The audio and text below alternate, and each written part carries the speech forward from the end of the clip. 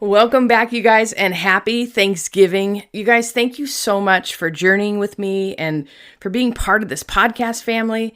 I am so grateful for you and for this space. And you guys know this is a listener-driven podcast. I say it all the time. And if it wasn't for you, we would not be doing this work. So I am so grateful. As always, if you need prayer, please email us at hello@danisumner.com. Hello at DANISU, M as in Mary, N as in Nancy, ER.com. Okay, so this is part 2 of my conversation with my amazing therapist, Jim Beebe.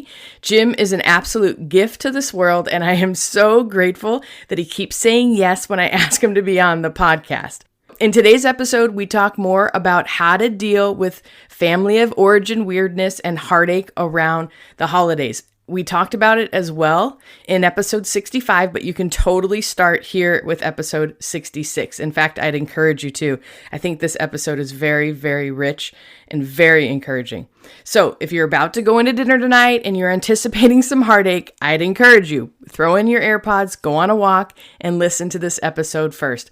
I really hope it encourages you guys and gives you a few more tactical ways to thrive no matter what the circumstances that you walk through. Jim dives into several different concepts. One of the concepts that he mentions is detached observer. It took me 4 times to say that sentence, you guys. Oh my gosh. Okay, so detached observer. So what that means is instead of getting sucked in to all the emotions and being so triggered, we're actually detach ourselves from those emotions a little bit. And he talks about strategies to do that. It's a really cool concept. I hope it helps. He also mentions the shitty committee and the cage of monkeys in our head. So in case you're not familiar with those terms, it's just when our brains go into overdrive, and we all do this, and we talk negatively to ourselves and our brains try to sabotage us. So that's what he's talking about there. You guys, we talk about so much in this episode. We touch on a lot of cool subjects that I think we can unpack in the weeks and months ahead. But I love the end of this episode. You guys, we both talk very vulnerably about our own experience with the loneliness and even loneliness in our walk with the Lord that we feel at times. You guys, it's so good. Okay. Enough from me in this intro. I want you to know I love you and I'm so grateful you're here. Happy Thanksgiving. Also, I wanted to let you know if you've been on the fence and you haven't jumped into the Spiritual Intentions Framework yet, this week we took $100 off the cost and it's called the Holiday Special. You guys, I honestly would give this all away, but my team would kill me, mostly my coach and my podcast assistant. They just won't let me. But you guys, if you are wondering how to thrive during the holidays, especially the Spiritual Intentions Framework, it will help. It's not a Bible study. It's actually a practice, a hands-on approach to help you in your spiritual walk. We talk about different spiritual disciplines and practices that help us so much. I use these practices every single day. And we talk about boundaries and self-care, how to build powerful community and how to do life together. We talk about how to find your purpose on this planet and so much more. It's 12 modules. You can go at your own pace. And this week, I also decided to do a Zoom call for everyone in the Spiritual Intentions Framework. We're actually going to do that call next week, actually on December 7th. And so if you jump in this week, it's still time. You can jump in on that live Zoom call. We're going to keep them kind of small. I'm going to keep them of 10 people or less so we can interact. We can actually interact. You don't have to do the Zoom call, but it's just like a little added bonus. And I just really want to interact with you guys. I thought that would be fun. And don't worry, if you're already in the Spiritual Intentions Framework, we will send you your Zoom link for that call next week. You guys, I cannot wait to connect with you. If you do want to jump into the Spiritual Intentions Framework and use that $100 off coupon, the link will be in the show notes, and in the coupon, you type in holiday. Again, the link will be in the show notes, and email us if you have any questions. All right, my friends, let me tell you a little bit more about our guest. So our guest is Jim Beebe. He's a licensed marriage and family therapist, and he's been a therapist for 40 years. Jim, he really has a pastor's, like a shepherd's heart. He received his bachelor's from San Jose Bible College, and his master's degree from Fuller Theological Seminary in marriage and family counseling. Jim is the founder and the director of Abundant Life Counseling, and he really has a heart for integrating God's word and seeking wholeness spiritually, emotionally, and relationally. Jim has a beautiful family with 2 grown children and a wonderful wife, and they've been married for 35 years, which is absolutely amazing. And they actually teach a marriage class together right outside of Los Angeles in Northridge and in Santa Clarita. If you want more information about the marriage class or to get in touch with Jim, I will have his info in the show notes. Welcome to a Holy Mess podcast. All right, my friends, we all know life can be so difficult and painful at times, especially when we're carrying grief or loss or wrestling with shame about our past, anxiety about our future, or frankly, like we are just not enough. But there has to be so much more for us. There is hope and joy, peace, love, fun, purpose, and a reason that you, my friend, are on this planet. Let's partner with God so you can be who He created you to be as you wrestle through and trudge through your mess. Hi, I'm Dani, a recovering alcoholic, a mom, a wife, a mentor, and dust. We are only here for a moment. Let's live like it. I'm just like you. I'm a holy mess most days. Actually, every day. Let's have some fun and laugh while trudging through our mess. This stuff doesn't need to be dry and boring. Let's dig in. As you're talking, I'm like, my gosh, I wanted to dive more into this reflective self thing. And how do we mature into that? How do we put that on? How do we become that? Is that what you're saying, to do these three things? And that really helps us too? Oh, it's a huge thing. And we practice it in all the other parts of our life. We're learning how to, this is where our mindfulness comes in, even just the literal practice of mindfulness, where you learn to do you're using your breathing as a way to slow down, just breathe. And then, of course, your mind keeps going, right? So there's all sorts of thoughts that go through. They call this the cage full of monkeys. It's like a cage full of monkeys bouncing around inside your head. But we've talked about the shitty committee, of all these thoughts that go through our head, and feelings are through inside there in that cage too. The ability in mindfulness is I'm learning how to acknowledge and observe it, identify it, label it, acknowledge it, but then learning how to sort of use my breath as a way to step back from it. Mm. Or I would say use these other, let's just call them cognitive tools, but they're sort of like a mind game in a way, but like pretend I'm behind the camera. That's a mind game that I'm doing. Some people will actually literally write a 3x5 card, right? Yeah, you've done it. I did. I raised my hand. I kid you not. Jim had me write for years, like a 3x5 card. And whatever event I was at, whether it was a business event, a family, whatever, when I was going to be triggered, and it would be like, no sarcasm. I mean, I think I still have one of them where it was like no sarcasm. Because when I get triggered, I get sarcastic and I give it right back. So I had this big like sarcasm in red with an X through it, like no sarcasm, like just be kind, just take a deep breath, bite my tongue, like all of these going in prepared for the triggers. And I think that's the most brilliant thing that you've said is like, expect to be triggered. You guys, this year is going to be like every other year. And then if it doesn't happen, wow, what a gift. But I think going in, but I love that 3x5 card was gold for me. It still is at times when I do different things. Yeah, and the 3x5 card will change of what you put on there. And you may say on your 3x5 card, you may write down, oh, that's mom's sadness. It came out of sarcasm towards me. It came out of, she poked me. And my inner child is going to, there's a little bit of reactiveness and trauma to that. So my body's going to want to take me back down that path. But I'll write down, oh, that's mom's sadness. Okay, and I pull my card out when I like, oh my, ouch, she said that again. She's making fun of me. And I read, that's mom's sadness. Now that instantly it starts to help me now, at the very least, being a tug of war with me just being immersed in my feelings and learning to have the ability to be reflective and be separate from my feelings. Mm. Very hard to do. Very hard when any of it, I get hijacked too. And I tell you, it's very hard to try to create that separateness, but it's so valuable and it can be so helpful. My feelings are part of me, but I'm not all my feelings. My feeling isn't all of me. I love that. Right. My experience, even then, my experience with others, all of our others, everybody in our life, it's not black or white. They're not the victimizers and I'm the victim. They're also in their pain and their sadness or their struggles or needs or expectations. We're all human together. When I can start to take that separateness and not judge myself and not judge them, and to be able to see my care for my pain and set boundaries when I need to as best I can, I'm caring for myself, but I'm also able to be self-regulating because I do that self-talk. So the 3x5 card, sometimes people literally need they're tactical, right? They're, okay, I know about 45 minutes into it, I'm just going to take a 10-minute walk. I'm going to say, I got to walk the dog, I'll go get a walk and I'll just listen to, Dani's podcast, I'll go take a little break, I may do that. I may go to the football game as a way to de-intensify this. I may jump in and get busy because I know when I'm busy, then it distracts me a little bit. So I'll really help mom in the kitchen or something. Whatever those things are, there are ways for me to manage myself in the environment so that when those other things happen that I expect to happen, that I use those actually as a chance to grow and be less reactive, right? Because our goal is to be responsive and not reactive. That's my goal inside of me. So those are all really helpful ways to create some emotional distance from my outer experience, from the stuff out there, and to see everybody through those eyes of compassion and kindness, to be the observer. Take someone with you, and on your 3x5 card, write down, Dan, you could write down, how would Jim see this? Mm. You could have a really close friend. How would so-and-so? Put someone down there that is not you, how would they view that?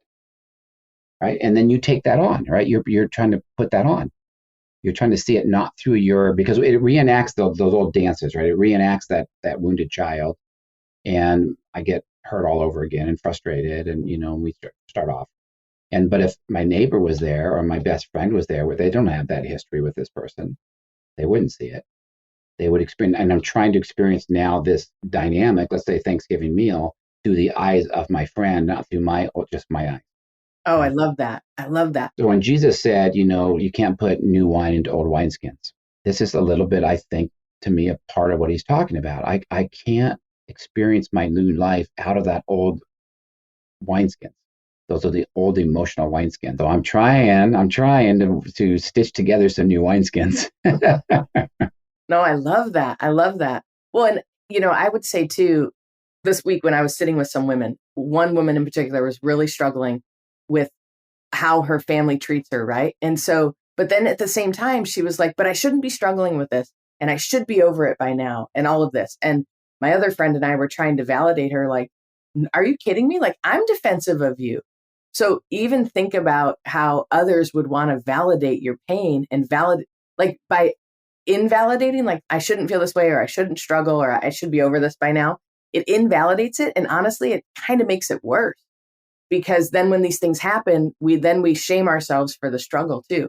So I think also validating our experience and then being really patient with ourselves, like, oh, and that's what Jim's talking about, this detached observer, which to me, it's taken me like 10 years to kind of start to grasp it, because detached like feels so like, am I supposed to be detached? It just feels weird to me. But at the same time, we're detaching from the pain, we're detaching from that emotion to have, and I love the concept, Jim, to have the camera in between us, because it's like a buffer, like a protection layer, so that it doesn't have to affect me. Like the camera's catching it for me, and then I get to filter it and be like, oh, okay, my mom just triggered me. And oh, okay, but it's her pain. It's not really me. I shouldn't take it so personal. And this is what it's all about, guys. So we don't take these things so personal, so that we just cry the rest of Thanksgiving dinner, or we're in a bad mood, or we're frustrated, or. So you can see how hard it is to hold these, right? Because in a way, you don't want to shame yourself for the struggle. You don't want to lie to yourself about the history. There's hurts and there's abuse, and there's some that are pretty painful. I'm not invalidating. I'm not even invalidating in the moment if people are disrespectful or hurtful or critical or negative or shaming. I'm trying to acknowledge that and set boundaries when I need to. But I'm trying to take on this self where I'm able to be that impartial observer. And that is a huge battle, because then it's hard to describe, because ouch, you stab me, I bleed, I feel it. But on the other hand, I'm also have enough of me separate behind that camera of mine, and in that impartiality, I'm able to sort of find that separate self that I've worked on. And this is where you got to work on it with your other support systems and other places, and self-parenting and giving yourself what you need, so that when I come into this, that it hurts, but it doesn't kill me. It doesn't suck me back into the dance. I'm trying to change the dynamic. And some of these dancers are very resilient. Sometimes you'll go and you'll try to not do a typical sarcastic, snarly response. And then it'll come at you again. And then again, because they're used to it being, get the response. And if you don't give it to them, they're going to keep poking at you until they get it, right? So sometimes it can be, challenge, but you're really trying to say, I want to have self-respect, which means I'm acting out of myself, out of that inner place, which is not a place of resentment. It's a place of love, self-respect, compassion for them, understanding, healthy boundaries. I want all those things, but I'm doing that because I have these other ways I'm taking care of myself. I know I'm places that are my support system that help me go do that. Okay. And listen, there's people out there that their family, that's exactly what their family gives them. It gives them that support so they can go out into the world and deal with the world out there. Many of us, that's not where we get it. Right? It's the opposite. We've got to create a family out there and practice this so that when I'm with my biological family, I can stay in this impartial observer role. Now, the other part of this is that deep part of my expectations. And remember, we carry these longings with us. That's why Susan Cain's talking about this, that we carry these longings, and especially the more wounded we are, the more that longing is a part of us. And I'm sorry to be the bearer of it, I guess, but I believe this. I don't believe the longings will ever be totally met. We actually can make peace with them and embrace them and be okay in our longings without having it to go away. And it's certainly how not to take it and give it to people who are unconsciously, for us to give it to people who are just because they're so in their own pain or their own dysfunction that they're not going to honor it. So I've got to literally, and this is self-talk, you can literally talk to yourself, and I can say, Jim, let them be who they are. They don't have to be anything but what they are. Jim is not personal. If they don't respond in the way you want them to respond, they're just being who they are. And I say this to myself, and it actually helps. Because Jim is talking to Jim, right? Adult me is talking to child me. And I want something that they can't give me, right? Because these things tend to be generational. I want them to be something that they never could be because it never was, right? It was something that was missed. And it goes back generations. It's Adam and Eve, I guess, we go back to. So then I'm working at my expectations, and then I redefine the goal. I embrace this as my way to grow. So instead of it about, I'm waiting for the trigger, right? Sometimes, or I'm waiting for it because I want to pounce, or I'm waiting for it because I'm scared of it. Either way, instead of that, I'm expecting it. And now I'm using it. Okay, that's my chance to breathe and be okay. To not get into the little dance because it's a crazy cycle that gets into there. And so now that gives me purpose in this. And all right, I can do that. I can work at that at least, right? With a lot of grace. So then, but this is really regulating those expectations inside. Yeah. When you were talking, I was thinking, I think we all long for like Eden, like we all long for the Garden of Eden. Like that's the reality. And you guys, most of the time it does fall short. And in general, for everybody, whether they're honest with you or not, the other thing that you were saying, I've found in my own heart and mind that where I have like the deepest longings, it's also been, those longings have been the birthplace of the most spiritual growth for me. I mean, I think that's been the sweet journey for me in this. I think there is the profoundly spiritual place because it is really about relinquishment and surrender and letting go. But I think it's really important that people don't feel guilty if they also don't experience that with God. I've heard it so many times that people say, well, gosh, I don't feel that closeness. Or when someone else talks about their walk with the Lord, it's as if, man, they got this, he walks with me, he talks with me, he's in the garden with me all day long, right? And I don't feel that, right? And there's people, so it becomes a sort of religious guilt that they feel on top of it, That's right? so true. I tend to think more like Mother Teresa. Mother Teresa, wonderful gal, but her journals reflected that, like, for 40 years, she just felt like God, she didn't know where God was. It was like a great quietness. It was there was no answer. It was darkness. Yeah. And so I think even in our spiritual walk, there's room for us to have this loneliness that we embrace. We're all lonely. Mm-hmm. And even in good marriages, right? There's that really the roomy, beautiful quote about, in a good relationship, we're the, I can't remember the exact term he uses, but we're a safe place for each of us to hold our own aloneness, right? Each other's solitude, he calls it. So in my marriage, I'm here to let Jane have her solitude within our marriage. Right? I think we have a good relationship, but I'm telling you, there's aloneness in this too. So I accept that aloneness that's there, and even with the Lord, even there's going to be a sense of aloneness, and I think the key is not trying to get rid of it. Mm-hmm. And it's so hard because some of these things are so painful. But it's saying you don't get rid of these things by trying to get rid of them. You don't. You embrace them. And when you embrace them, it's not like it gets rid of it, but in a weird way, it allows it to be part of you. You become more whole. Rather than splitting these parts off, you become more whole as you deal with life, and you bring it with you.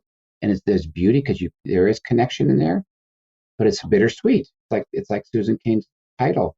I like that title. That's what life is. Life is bittersweet. And when I'm more at peace with the bittersweetness of it, I don't expect life to take it away and to be all sweet. Despite Facebook, right? It's not all sweet. It's bittersweet, but it's not all bitter either. It's also sweet, right? They're together. And boy, to hold that together with acceptance and without expectation beyond that, even with our religious walk, man, I think that's a pearl of great price. One of them.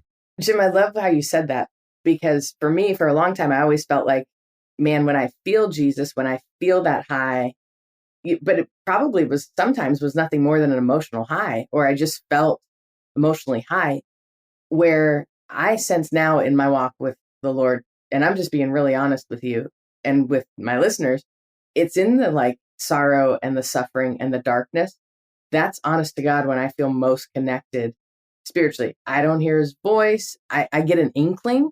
I don't even know how to explain it, but it's like this. I might be lonely, but I'm not alone. I don't know how to even, it's like nailing jello to the wall, but I love how you articulated that, because the last thing I want to do with my listeners is put a spirit of shame or like a religious shame. Like, you're doing it wrong if you're not experiencing Jesus in this way. Because I think that's the lie of the church in the West. I think it's just what the enemy wants us to, whatever.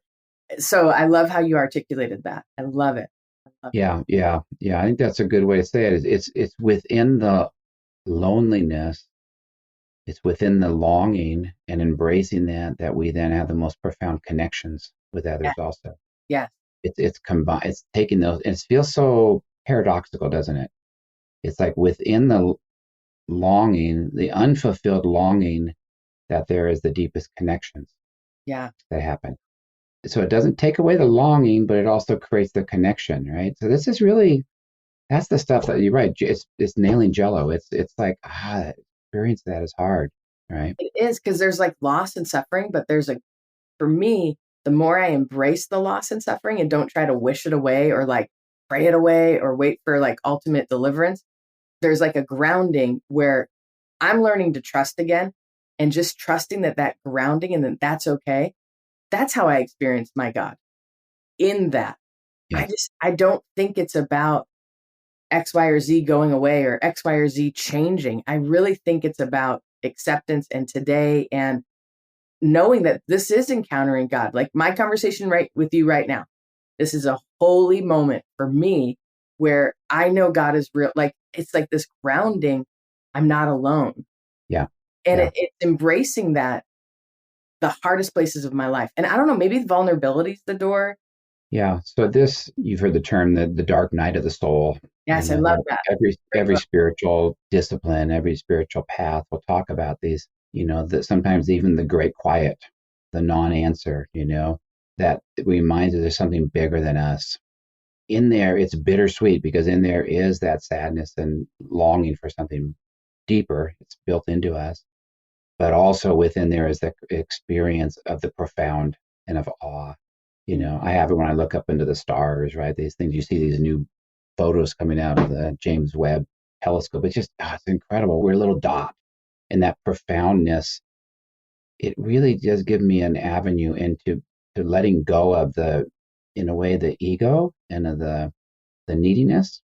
But man, is it instinctively we go back to clinging, to holding on to wanting security, to wanting those needs met, and I'm convinced the more I cling to that, the less I get it, actually. And it's really more in that letting go, but it's even hard to describe. But the people I appreciate will say it's really through contemplation. It's through your these kind of conversations and these voices and finding your tribe that you can share this with. And it's also in your own inner world that you experience tolerance for that aloneness. And that's a big deal too, because aloneness doesn't have to mean abandoned. But for many of us, that's what it feels like. Sadness doesn't have to be depression. Guilt doesn't have to be shame. So it's sometimes hard to tolerate that inner world of ours. But I think that's part of what makes us more whole, and ability then to be with others and even be at Thanksgiving or Christmas and know there'll be an element of aloneness in that, and that's okay. It doesn't have to go away. It's okay. And they all have it too. Yeah, Yeah. for sure. As you were talking, I was just thinking, maybe I label it loneliness, but maybe that's the stillness of God. Maybe Hmm. that darkness or that quietness is actually the Holy Spirit. I don't know, because Yeah. I want God to be loud. I want these emotional highs, but that's just because I'm an adrenaline junkie and I like to feel good, right? But feeling good doesn't mean you're encountering Jesus, because there's a bunch of people feeling really good, doing some really horrible things. As you're talking, I'm just like, man, maybe I need to even reframe how I look at loneliness or sadness, or as it's a quietness. Like, I think our God is present in the quietness, and Yeah. In the emptiness. In the emptiness. it's not empty though. We label it empty, but maybe it's really full. Yeah. Well, get your mind around that, huh? I know. Yeah. Right, and it's Yeah. hard because it does push us. I will tell you though, those lonely, dark places has what's pushed me into community. And community is where I know God is real because I've experienced the Holy Spirit through people like Jim in my life. So that's where it's like, wow, maybe God, he does use everything, right? I don't know. This is a pretty profound conversation for me. I got to mull over. Hmm. Yeah. So that tolerance, right? I tolerate my experience. I find ways to have practices that help, even biologically, help my brain be a brain that can do this. Because sometimes when we're in our trauma, we can't. We're just triggered, So I'm creating through my mindfulness, through my self-talk. Well, the Bible would say, take captive every thought. Well, that's really the self-talk, right? And it can be slippery and difficult. But I'm doing that through listening to others who have walked before us, Dani. There's a lot of people have been on this path before you and me, you Yeah. know, and finding that grace to be in that place. That's why going to meetings, right? And I'll say, okay, I'm struggling. When you've been to a meeting, you'll go, just be there, just sit with it. When you're around people that, can share their journey in a weird way, it just helps level you out. Those things are really good. These are tools. So that when then we go to holiday experiences, I'm going to use these tools and I'm going in to try to how to just love them for them. If I'm not in my own need, I'm not in my own ego, then it's not about me.